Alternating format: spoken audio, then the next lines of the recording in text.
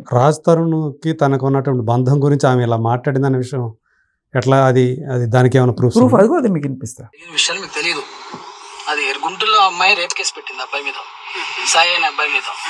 అలా టెస్ట్లు ఏమి ఇవ్వకుండా పరిగెత్తుకుంటూ వచ్చేసింది మళ్ళీ హైదరాబాద్. ఏం చేస్తారు తను? డ్యూటీ ఏం చేస్తారు? సాఫ్ట్వేర్ కంపెనీ వెళ్ళింది. ఎవరిది? సాయి అనే అబ్బాయి వాళ్ళది. ఓకే. లావణ్యతోడు ఎలా పరిచయం? గోవాలో. ఎవరు వినండి ప్రశాంత్. మీరు వింటారా? సో ఎలా పరిచయం ఏంటని అడుగుతున్నాడు. గుంటూరులో రేప్ కేసు పెట్టేసి మెడికల్ టెస్ట్ కూడా ఇవ్వకుండా వచ్చేసింది. అదే అతని హిడెన్ ఫోల్డర్ లో 850 ఉన్నాయి. అతను ఇప్పటి వరకు ఎంతమంది అమ్మాయిలతో తిరిగాడు, ఎంతమంది అమ్మాయిలతో ఏం చేశాడు? సరే నాకు ఒకటి అర్థం కదా అంకుల్. అబ్బాయి తిరుగుతాడు. ఏ అబ్బాయి? సాయి అనే అబ్బాయి. ఫర్ ఎగ్జాంపుల్ మనం అనుకుందాం మగోడు కాబట్టి అనుకుందాం. అవునవును. ఒక అబ్బాయి ఓకే, తన పర్సనల్ లైఫ్ తంది. ఈ అమ్మాయి వెళ్ళి తన ట్యాబ్ లో ఉన్న వీడియోలు తీసుకొని నేను మీడియాకి ఇస్తాను, నువ్వు ఎలాంటి వాడు నేను మీడియాకి చెప్తానంటే ఇంతగా కాదమ్మా. ఇప్పుడు ఎవడు తప్పు చేసిండో మనకి తెలియదు, నీకు తెలియదు, నాకు తెలియదు. బట్ ఇంతకాడికి ఎందుకు వచ్చింది అసలు మ్యాటర్? అదేగా మాకు అర్థం కూడా. ఏం కావాలంటే పెళ్లి కావాలంటారు సాయితో. సాయితోటి పెళ్లి కావాలంట. మరి ఇది రాస్తుండంటే మా అన్న, మా తమ్ముడు. అదే అండి. ఇప్పుడు ఏం చేయాలి? తనేమో మీకు చెప్పాకండి ట్విట్టర్ లో ట్వీట్ చేస్తుంది ఇలాగ నాకు. సో ఫస్ట్ ఆవిడ వాయిస్ ఏదైతే ఉందో 850 ఫోటోలు ఉన్నాయి, వేరే అమ్మాయిలతో సంబంధాలు ఉన్నాయి అని చెప్పి ఏదైతే చెప్పిందో అది ఒక ఆడియో రికార్డ్. ఓకే. అది వీళ్ళతో పాటు చాలా మందికి పంపించింది, పోలీసులకి, వాళ్ళకి, వీళ్ళకి అందరికి పంపించింది. వీడి ఇట్లా కామాంధుడు, వీడిని శిక్షించండి అని చెప్పి. సాయి గురించి మస్తాన్ సాయి 800 కాదు 1000 ఎఫ్ఐఆర్లు పెట్టుకున్నా కూడా వాళ్ళు వచ్చి కంప్లైంట్ ఇస్తే తీసుకోవాలి తప్ప ఈవిడ చెప్తే వాళ్ళతో వెళ్తూ ఉన్నాయని చెప్పి ఎట్లా తీసుకుంటారు? రైట్. అదే అడుగుతున్నాడు అబ్బాయి. వాళ్ళు వచ్చి అడగారు కదా. ఆ 800 ఫోటోలు ఉన్నాయి అంతే. బేసికలీ 800 ఫోటోలు యాక్చువల్గా ఇద్దరు అట. ఒకలా వాళ్ళ మిసెస్తో ఉన్న ఫోటోలు కొన్ని, తర్వాత వాళ్ళు ఏదో సపరేట్ అయిపోయారు, ఏదో అయిపోయింది. తర్వాత గర్ల్ ఫ్రెండ్ ఎవరో ఉన్నారు, ఆ అమ్మాయితో ఉన్న ఫోటోలు కొన్ని. ఓకే. సో ఇవన్నీ ఆయన ఫోన్లో నుంచి తీసుకొని వాళ్ళని బ్లాక్మెయిల్ చేస్తాం. ఇలాగ నాకు ఇలా జరిగింది అబ్బాయి 850. వాళ్ళ ఫాదరు గుంటూరు ధర్మకర్త, మస్తాన్ దర్గా తెలుసు, కాళీ మస్తాన్ బాబా దర్గా, అది దాని ధర్మకర్త ఆయన వాళ్ళ ఫాదర్ గారు. అది తల తీసినట్టుంది వాళ్ళకి. షరీఫ్ అంటే మన లావణ్యకి తెలుసా? ఎందుకు తెలియదు అంకుల్? నేను కాల్ చేస్తా, వింటారా? రేపు ఏం కాదు.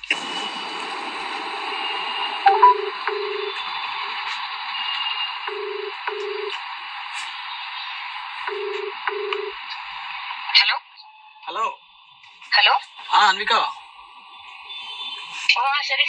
అన్విక అంటే ఎవరు అనుకున్నారు? లావణ్యకి ఇంకో పేరు అన్విక అనమాట. అన్విక ఏంటి? అన్విక వాయిస్ క్లిప్ ఏంటి? పొద్దున ఒక ఇష్యూ అయిన ఉండే కదా సరే. ఏమైంది పొద్దున? అదే అసలు ఏం కావాలని మీకు అసలు నాకు అర్థం కావట్లేదు. నాకు ఫస్ట్ సాయినే వచ్చి అటెండ్ అవ్వమను. సరే ఎందుకు దాక్కొని తిరుగుతున్నాడు? దాక్కొని తిరుగుతూ ఎలా వచ్చింది? అదే ఇప్పుడు సాయి దగ్గర ఏం కావాలి నీకు చెప్పు. నార్మల్ గా అతన్నే అడుగు, ఏం చేస్తే న్యాయం వస్తుందో. మరి రాస్తున్నాడు కదా, మరి రాస్తున్నాను ఏంటి? మేము ఒక ఇంట్లో ఉంటున్నాము, అదే నిజం, అదే తెలుసు అందరికి. ఇక్కడ point to be noted your honour. మరి రాజ్ తరుణ్ ఉన్నాడు కదా, సాయి ఎందుకు పెళ్లి చేసుకోవాలనుకుంటున్నావు అంటే, రాజ్ తరుణ్ ఏంటి, మేము ఒక ఇంట్లో ఉంటాం అంతే తప్ప మాకేం సంబంధం లేదు. రాజ్ తరుణ్ ఎక్కడ 3rd ఫ్లోర్లో ఉంటాడు, నేను 10th ఫ్లోర్లో ఉంటాడు, మా ఇద్దరికి ఆ సంబంధం లేదు అని ఈయన బెదిరిస్తుంది. ఇంకా నువ్వు ఇప్పుడు ఇలాగే మాట్లాడితే షరీఫ్, అదే మళ్ళీ నా మీద కేసు పెట్టావు already, rape case. Sharif Mastan వచ్చిందో అదే నంబర్ కి కాల్ చేసి అడుగు. సరే మీకు జాగ్రత్త. ఓకే, నువ్వు కూడా జాగ్రత్త. సరే అదేందండి ఇంకా చాలా అండి. నా మీద తన్ని చింటూ అనే వ్యక్తి మోసం చేశారు, రేపు చేశారు, ఇలా చంపడానికి చూస్తున్నాను కేసు పెట్టి. వాళ్ళు అర్థం చేసుకున్నారు పోలీసు వాళ్ళు, ఈ అమ్మాయి ఇలాగే కేసులు పెడతా ఉంటుంది అని. షీటింగ్లోకి వెళ్ళాము, నన్ను కోసారు, వీళ్ళు ముగ్గురు పారిపోతున్నారు కూడా వదిలేసి, ఇలా సిగరెట్ కాల్చారని చెప్పి దెబ్బలు చూపియమ్మ అంటే దెబ్బలు లేవు, తొందరపడి అని చెప్పి నాకు వచ్చేసాను. ఎందుకంటే అమ్మా ఏదైనా జరిగితే ఆ సాయి అనే వ్యక్తి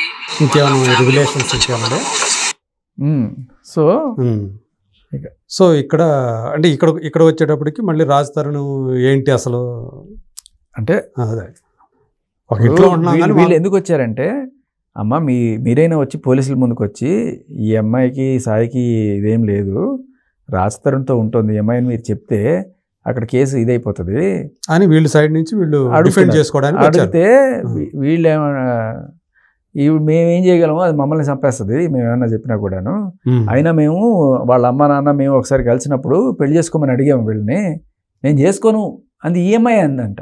ఎవరిని? స్థాయితోట మస్తాన్ సాయినా లేకపోతే రాజ్ తరుణ్? ఇప్పుడు ఈ లావణ్య వాళ్ళ అమ్మ నాన్న రాజ్ తరుణ్ వాళ్ళ అమ్మ నాన్న ఒకసారి కలిశారు ఏదో ఫంక్షన్, అదేదో వీడియో కూడా చూపిస్తుంది కదా ఇప్పుడు. అవును. అలా చూపించినప్పుడు బాగుందమ్మా, చక్కగా ముచ్చటగా ఉన్నారు, చక్కగా పెళ్లి చేసుకోవచ్చు కదా అని చెప్పి అడిగారంట.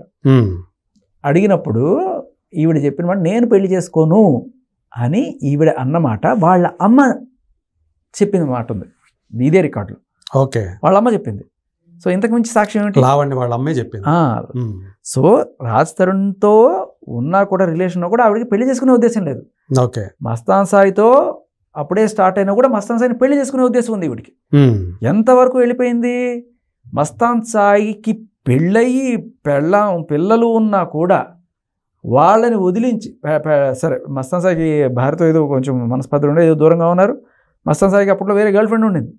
ఆ గర్ల్ ఫ్రెండ్ని కూడా వదిలించి ఆ అమ్మాయిని మస్తాన్ సాయి దగ్గర ఫోన్ నిద్రపోతున్నప్పుడు ఎప్పుడో తీసుకొని ఆయన ఫోటోలన్నీ కూడా కాపీ చేసుకొని, వాళ్ళ ఆవిడ ఫోటోలు అండ్ అలాగే ఈ గర్ల్ ఫ్రెండ్ ఫోటోలు అన్నీ కాపీ చేసుకొని వాళ్ళిద్దరి పేరెంట్స్కి పెట్టి బ్లాక్మెయిల్ చేసి వాళ్ళందరినీ ఇక్కడి నుంచి ఇతని జీవితంలో నుంచి వెళ్ళిపోవాలి వాళ్ళు.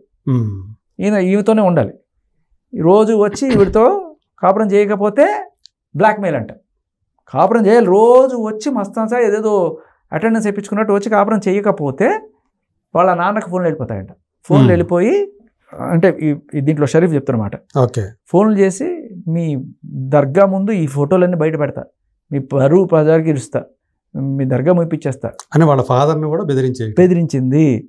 సో ఇంత బెదిరించి మస్తాన్ సాయిని బలవంతంగా అట్టే పెట్టుకుంది. మస్తాన్ సాయికి వేరే ఆప్షన్ లేదు. అమ్మాయితో కలవకూడదు, భార్యతో కలవకూడదు, పిల్లలు వదిలేయాలి, డైవర్స్ ఇచ్చేయాలి, ఈ అమ్మాయితో ఉండాలి, రోజు వచ్చి బలవంతంగా అప్పటిదాకా సంసారం చేస్తూ ఉండాలి. తేడా వచ్చిందంటే బెదిరింపులు. ఇది ఏమంటారు దీన్ని లిటరల్లీ బ్లాక్మెయిల్ చేసి, ఇప్పుడు మగాడిని ఆడవాళ్ళు రేపు చేయలేరు ఫిజికల్గా, కానీ ఇది అట్లాంటిదే కదా. నీ మీద కత్తి పెట్టో లేకపోతే బ్లాక్మెయిల్ చేసో బలవంతంగా చేయించుకోవడం కదా అది. సో ఎంత నరకం ఒక అబ్బాయికి. ఇష్టం లేకపోయినా కూడా చచ్చినట్టు ఉండాల్సి వచ్చిన పరిస్థితి మస్తాన్ సాయికి ఇప్పుడు కల్పించింది. అని చెప్పి నవ్వుతూ ఆ కాల్లో కూడా మీరు గమనించండి, ఇంతకుముందు నా గుండెకాయ నీ గుండెకాయ కాల్లో నేను నీకు నచ్చలేదు కదా అని అడుగుతుంది. మనోడు ఏదో కవర్ చేసుకుంటూ నీ గుండె మీద చేసుకొని చెప్పు అది అని చెప్పి. సో బేసికలీ ఇవిడికి ఎక్కడో డౌట్ ఉంది, ఎందుకంటే ఇంత బలవంతంగా అట్టే పెట్టుకున్నాను కదా, నీకు నచ్చలేదు కదా అంటే మూసుకొని నచ్చామని చెప్పాలి. అదే చెప్పాడు మస్తాన్ సాయి కూడా తన కన్ఫెషన్లో. కరెక్ట్. కానీ ఇక్కడ అర్థం కాని విషయం, అసలు కేసు ఎందుకు పెట్టాలి మరి అట్లాంటప్పుడు, అంత ఇది ఉన్నప్పుడు ఈ అబ్బాయి మీద? మరి ఎట్లా దారికి తెచ్చుకుంటావు నువ్వు? పెళ్లి చేసుకోవాలి, 10 కోట్లు అడిగింది, చూశారు కదా. అవును, 10 కోట్ల నుంచి 2 కోట్లకి ఏదో వచ్చింది ఆ సెటిల్మెంట్ అంతా కూడా. కాల్ విన్నారు మీరు సిఐ గారితో? సో డబ్బులు కావాలి, మంచి కావాలి, ఆడ ఫ్యామిలీని సర్వనాశనం చేయాలి, పిల్లల్ని వదిలేయాలి, ఆడు చచ్చిపోయినా పర్లేదు, ఊరేసుకొని చస్తే చావని, నా డిమాండ్లు నావి. అతను ఊరేసుకున్నాడు, ఇవన్నీ తట్టుకోలేక పాపం. ఎవరు? మస్తాన్ సాయి. ఎప్పుడు? అయ్యో మీరు చూడలేదా? ఊరేసుకొని పైనుంచి పడిపోతే అది తెగి గడ్డం పగిలిపోయి మొత్తం ఇంతలా వాచిపోతే హాస్పిటల్ తీసుకెళ్ళి ట్రీట్మెంట్ చేయించారు.